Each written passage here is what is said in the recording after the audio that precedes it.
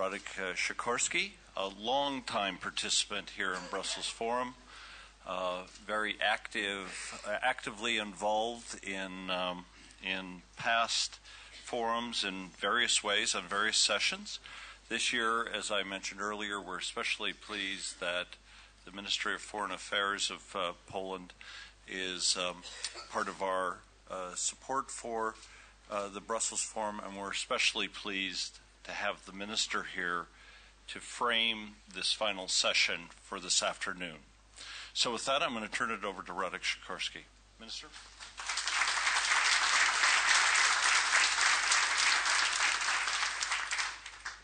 Greg, ladies and gentlemen, friends, thanks to the wonders of technology, many things these days are more virtual than real. I'm here wearing two invisible virtual hats. One is my own, that of Poland's foreign minister. The other is the hat worn by the Prime Minister Donald Tusk, who sent me here. As a member of Donald Tusk's government and on his personal behalf, I'm honored to be with you today for two reasons.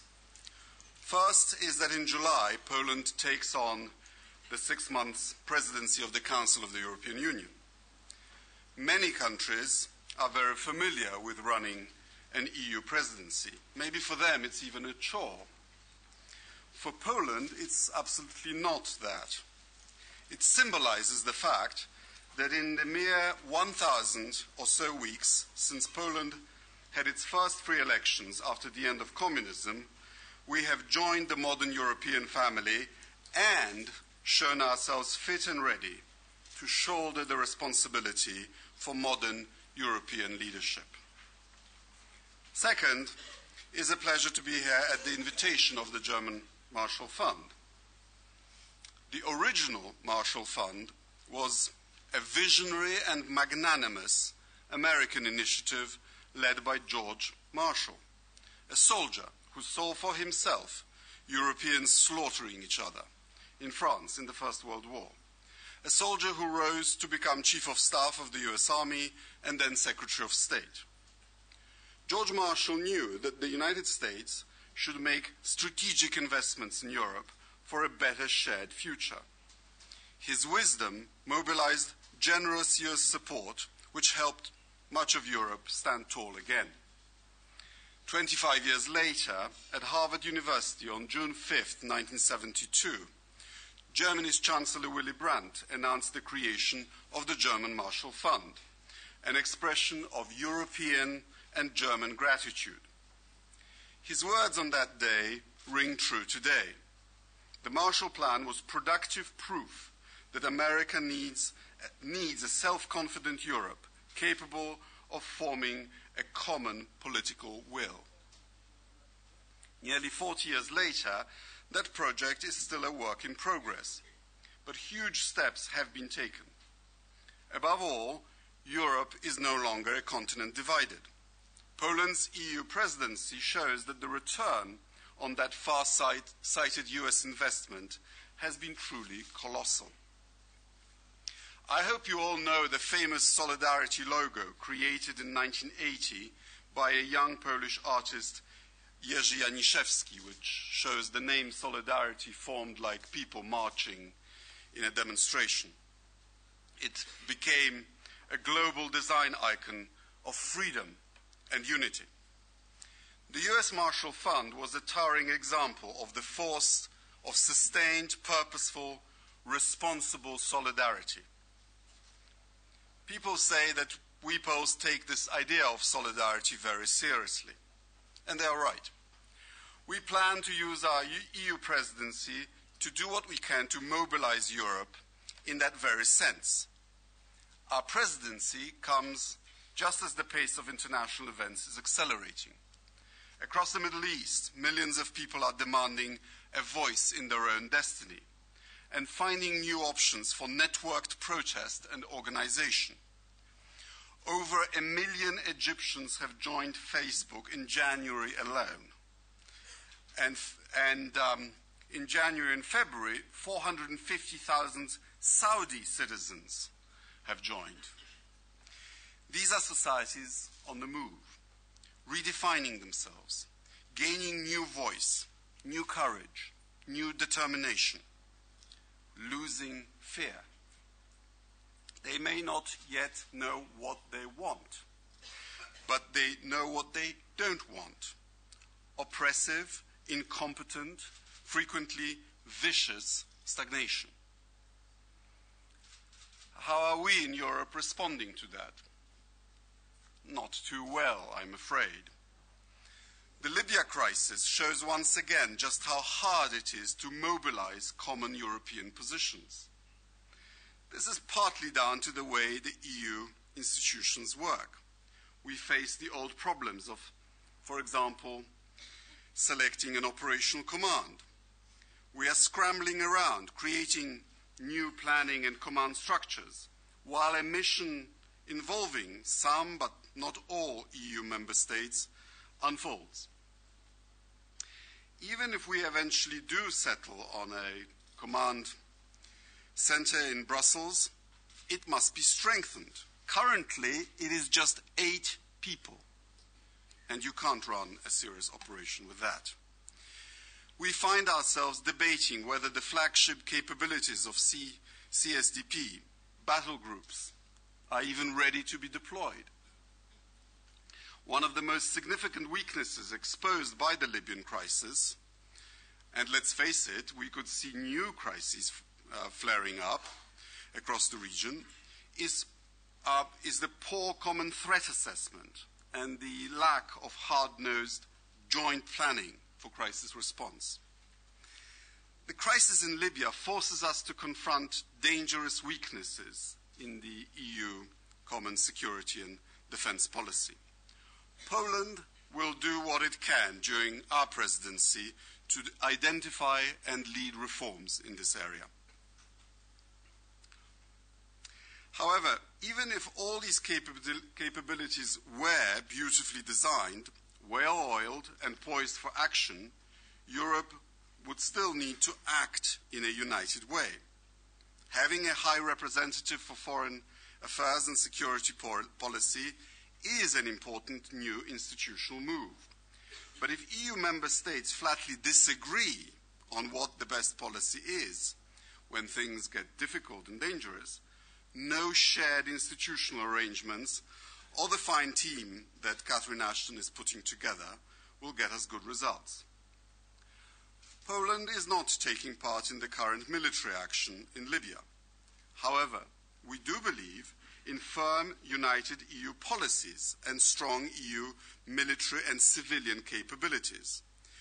We are going to do everything we can as President of the EU Council to unite European resources and policies behind sustained, purposeful, and responsible solidarity towards the people of the Middle East.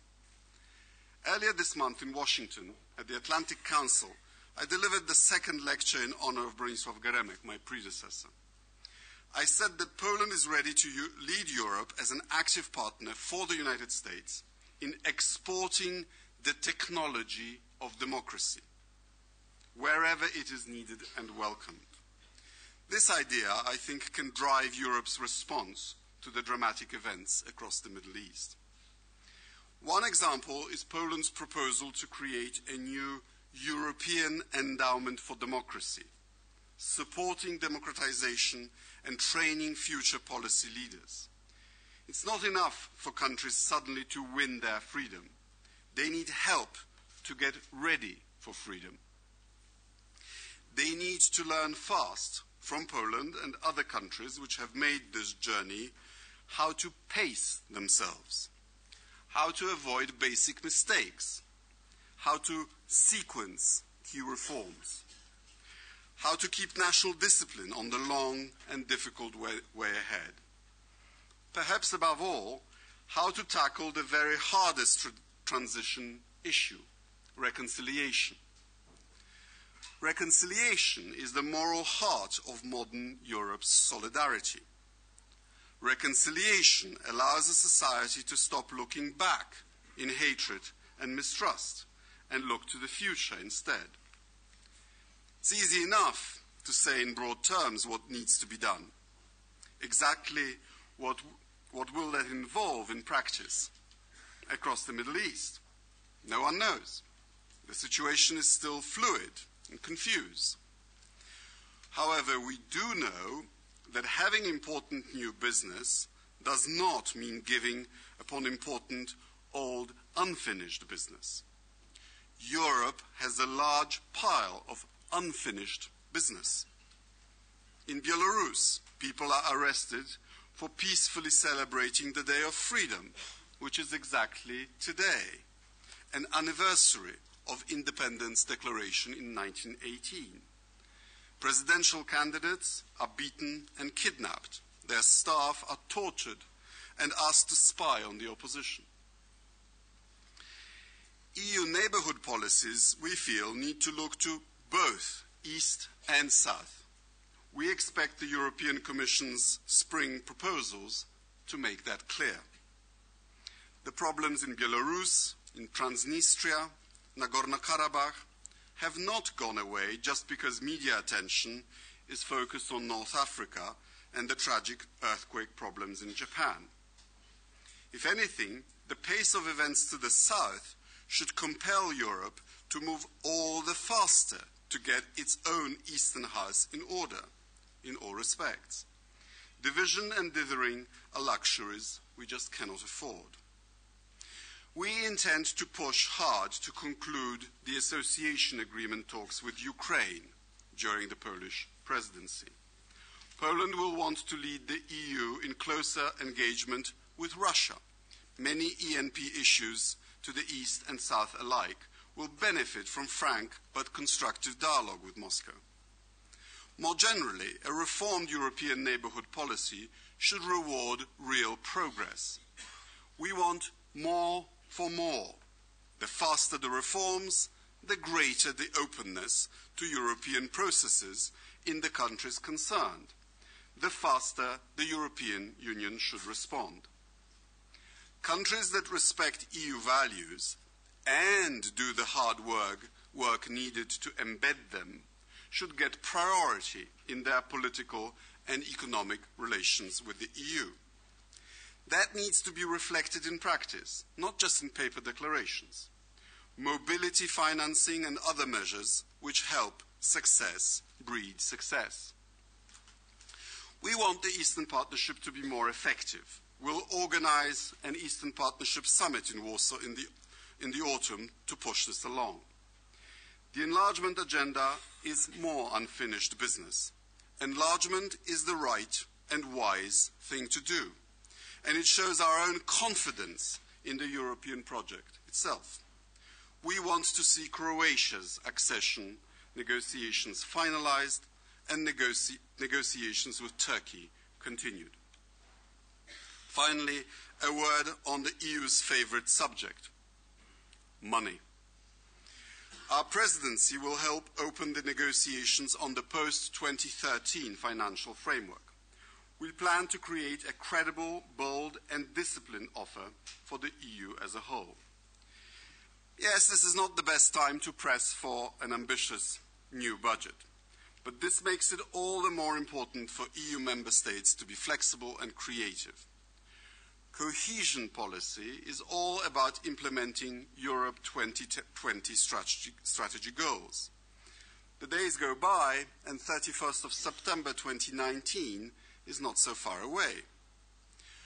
Cohesion policy is Europe's own Marshall Fund. It defines the EU's own sustained, purposeful, responsible solidarity. It is, and needs to stay, the key formal shared investment in our shared future. This is not just about the recipient countries. The entire European economy benefits. Solidarity needs the right internal market framework. 60% of trans-border transactions cannot, as of today, be carried out online.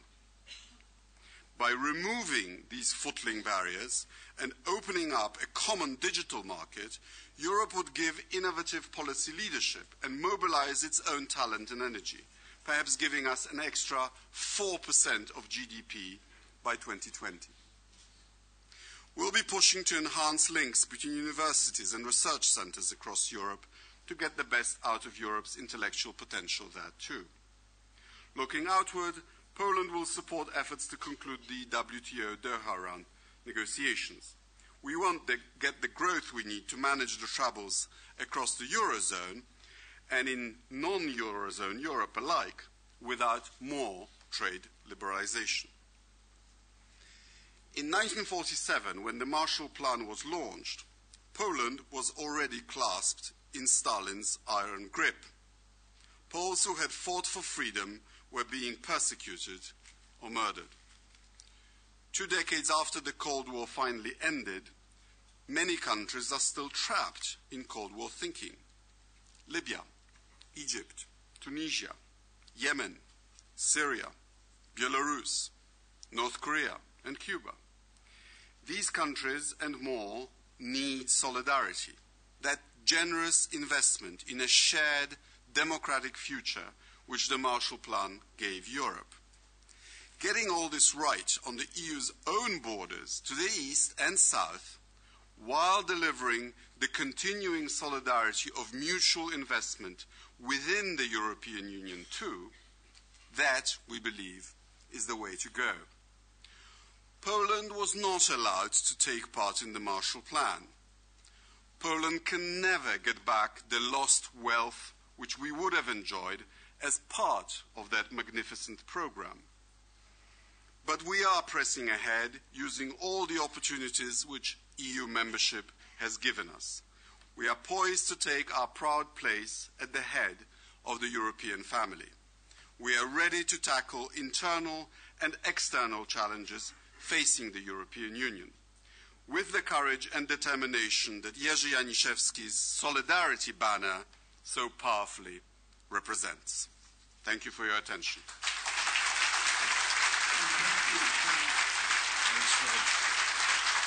Thank you. So now we're going to do just a quick set change, and I've got a couple of housekeeping announcements. First, tonight, the clocks change. So be sure to set your, let's see, it's spring ahead, right? Be sure to set your clocks right so you can be there at the early morning sessions, bright and shiny and ready to go. Second, I just want to one last time say thank you to the people that make this conference possible.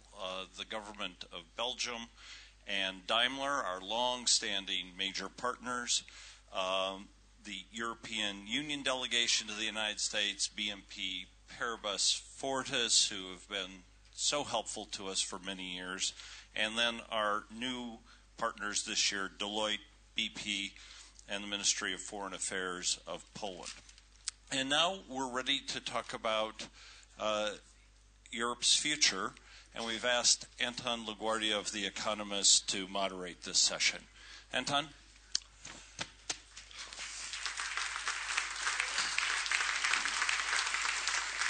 Well, thank you very much. Can everybody hear me? Can you hear me? Yeah, okay. I can't hear myself usually. You've heard a fascinating exposition by Radek Sikorski of the ambitions and all the things that the Polish presidency want to achieve when they take it over later this year. So good luck to him. My task here is to focus the discussion on the neighborhood policy, and particularly obviously on the Eastern Partnership, given the panelists that we have. It's difficult these days not to be riveted by what's happening in Libya. And it tells us, when you see the Arab Spring, I think it tells us how little the neighborhood policy has actually achieved. And possibly similarly, a similar criticism can be made of parts of Eastern Europe. To